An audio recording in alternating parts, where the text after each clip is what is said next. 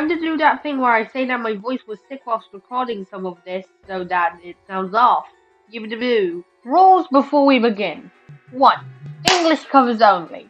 Including the foreign covers would easily quadruple the length of this video.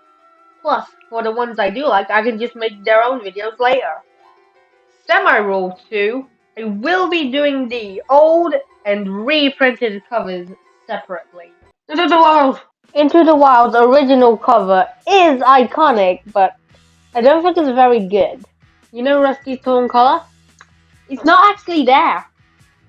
Instead, the artwork in the box is just Rusty standing. The background isn't doing it any favors either. It's hard to figure out which cats these are, and then there's this one who's walking on tall grass. But other than the all-around lack of favors, there's not much I can hold this cover for. See here. Into the Wild! The reprinted Into the Wild cover contains roughly 3/5 of Firepaws' head. A common flaw with the reprinted covers is that they just tend to be the head with an even blander background. The original cover's background may have been hard to decipher, but you can at the very least tell that there is a scene playing out on the not quite page. This is just Firepaw getting ready to pounce. Stay here! Fire and Ice! Oh sure, I wasn't actually expecting a good cover this soon. Starting off with the background, it's way more recognizable than the installment of cats on Into the Wild's cover. Right, the Bowers River Clan is not the most iconic scene from the book, but I have a feeling this scene was chosen based on its much fulfilled potential for scenery. On an unrelated note, if I mentioned the cat walking on grass last book, then I might as well mention this guy crackling with electricity. The box artwork is comparatively worse. What is the name of a diss track?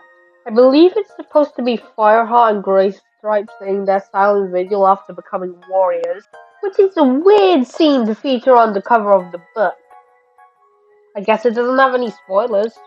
One part where this box art does succeed is in being ominous, which goes well with the background of it being a battle. Hey there! Fire and Ice! The reprinted cover of Fire and Ice sure is. Much like every reprint cover up until the site, it has a cat head and a background. Okay, maybe not the new Prophecy covers. Having Tiger Claw as the cat head in question is a weird choice, as the only thing he really does in the book is the Thunderpath trap. As for the cover's general mood, it's trying to be ominous, but there's not much to work with when the cover shows a secondary villain brooding. Stay here! Forest the Secrets! I don't like this one.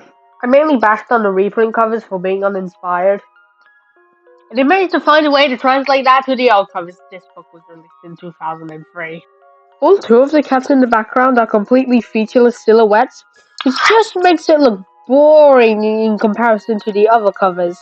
You think this would mean that I wouldn't be able to make my one obligatory nitpick, but then you have Fireheart breaking its neck in the box artwork.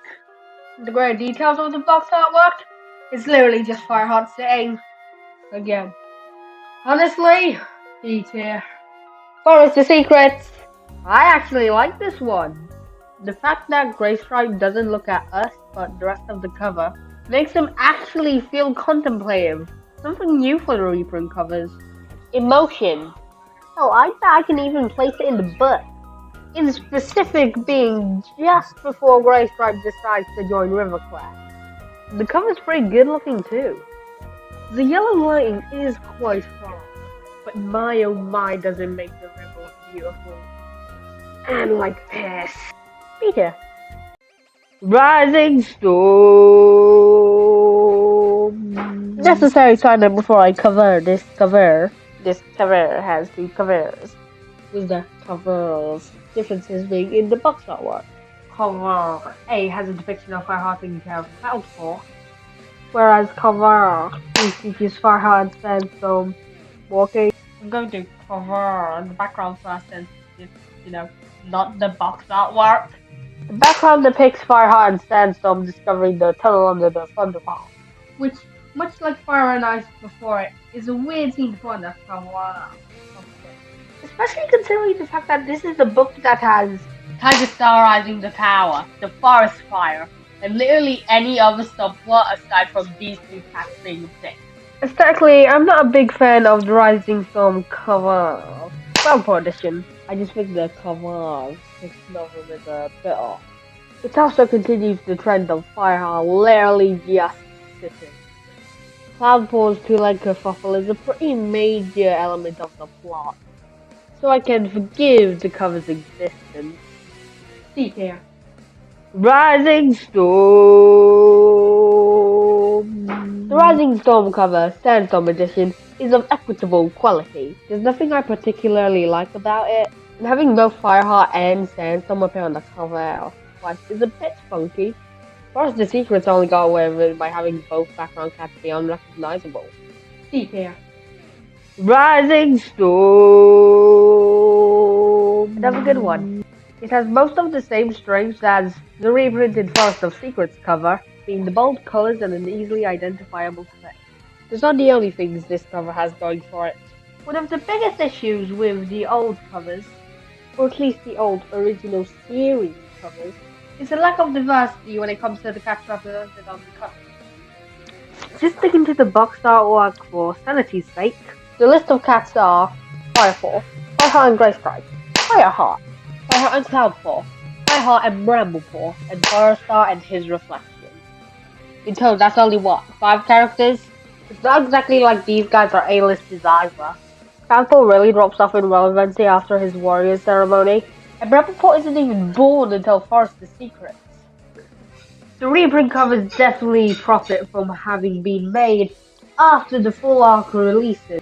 So they can use characters like Yellowfang and Bluefrag just the right time before they die. Peter. And the hinges path. At first I thought the cover depicted FunnerClan fighting the dogs, yeah. But I'm really bad at identifying cat breeds. Or they chose a different scene. The dogs are an even more important part of the dangerous path than Tiger Star or the Forest Visor was in Rising Storm, so this is officially baffling.